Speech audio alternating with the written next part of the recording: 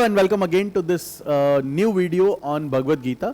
पिछले वीडियो में हम लोगों ने 31st से लेकर 35th श्लोक तक बात को समझा था और आज हम लोग 36 से लेकर 40th श्लोक तक अर्जुन भगवान कृष्ण से क्या तर्क दे रहे हैं युद्ध में ना लड़ने का, उसे बस एक बार जल्दी से देख लेते हैं। बहुत छोटा सा वीडियो होगा ये, तो पिछले वीडियो को ही कंटिन्यूएशन में आप इसको समझिएगा। निहत्य धार्त राष्ट्रान का प्रीति स्याज जनार्दन पाप मेवा श्रेय दस्मान हत्वे तानातैना तस्मा नारा वयम हंतु धार्त राष्ट्रान स्वबंधवान स्वजनम ही कथम हत्वा सुखिनः श्याम माधवा। कुल मिला के इन दोनों श्लोकों में जो मूल बात है वो यह है कि धृतराष्ट्र के संबंधियों को, जो कि हमारे भी कुटुंबी हैं, इनको मार के मुझे कोई प्रसन्नता नहीं मिलेगी, उल्टा पाप ही लगेगा। तो क्योंकि यह सब स्वजन ही हैं, इन स्वजन ही कथम हत्वा, इनकी हत्या करके हमें कैसा सुख मिलेगा माधव। फिर आगे देखिए, यद्यपयेत न पश्यन्ति लोभो पहत चेतसा कुल क्षय कृतम दोषम मित्र दोहे चपातकम। मतलब कि इन धृतराष्ट्र पुत्रों को यद्यपि यह बात नहीं समझ में आ रही है कि अपने ही कुल के लोगों के साथ युद्ध करके, ये अर्जुन को पता है कि वो अन्याय हुआ है उनके साथ, तो अपने ही कुल के लोगों के साथ लोभ के वशीभूत होकर अन्याय करके, उनका अहित करके, युद्ध में उनको मार के कोई बहुत सुख कभी नहीं मिलेगा। यह बात अर्जुन कह रहे हैं कि धृतराष्ट्र के जो तरफ से जो मतलब जो उनके पुत्र हैं जो युद्ध कर रहे हैं, उनको भी इस बात का पता होना चाहिए, लेकिन उनका विवेक मर चुका है। तभी तो वो युद्ध में आए हैं, इतने उत्साह के साथ युद्ध में आए।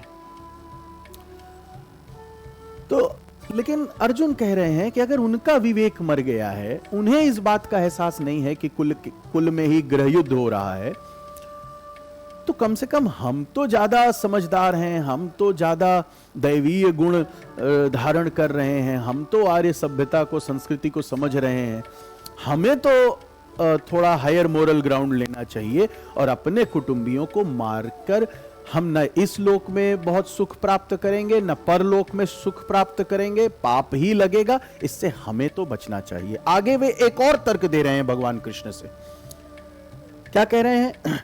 कथम न गे मस्मामी, मतलब उनको हो सकता है ना पता हो, हमें तो पता है। पापादस्मान निवर्तितुम कुल क्षय कृतम दोषम प्रपश्य भी दृढ़ जनार्दन। हे जनार्दन, कुल को क्षय करने से जो पाप मिलेगा उसका हमें तो ज्ञान है उसका, हम क्यों इसको पाप को ग्रहण करें। आगे वे और बता रहे हैं कि कुल का क्षय हो जाएगा तो जो धर्म है, कुल में जो संचित धर्म है उसका अंत हो जाएगा, सनातन का अंत हो जाएगा और अधर्म इसको दबा लेगा।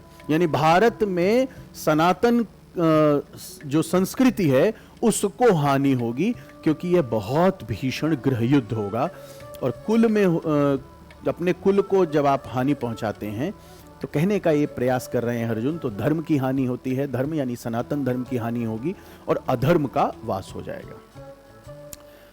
तो देखा जाए तो अर्जुन की कुछ बात यहाँ पर तार्किक लगती है, क्योंकि महाभारत युद्ध के समाप्ति के बाद ही ऐसा कहा जाता है कि भारत में मतलब कलयुग का आगमन होता है ना। तो ये बात कुछ हद तक ठीक भी है, मतलब देखा जाए तो ये बात आगे भी सिद्ध भी होगी, लेकिन इसका मतलब यह कहीं नहीं है कि अधर्म हो रहा है तो उसे सहते रहें। ठीक है, तो अगर आप पिछला वीडियो देखेंगे, ये वीडियो देखेंगे, तो लगभग बातें एक ही हैं। तमाम तरह के तर्क अपने को समझाने के लिए, भगवान कृष्ण को समझाने के लिए अर्जुन देते चले आ रहे हैं। कभी पाप की बात करते हैं, कभी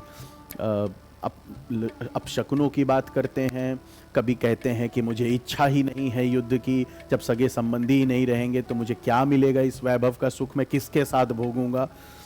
अभी तक भगवान के मुख से एक शब्द नहीं निकला है, वो नहीं बता रहे हैं कि क्यों तुम ये सब कर रहे हो। एक बार उनकी बात को काट भी नहीं रहे हैं, बस सुनते चले जा रहे हैं। ठीक है, तो आगे 41 से लेकर 45 श्लोक तक हम लोग अगले वीडियो में देखेंगे। Thank you so much.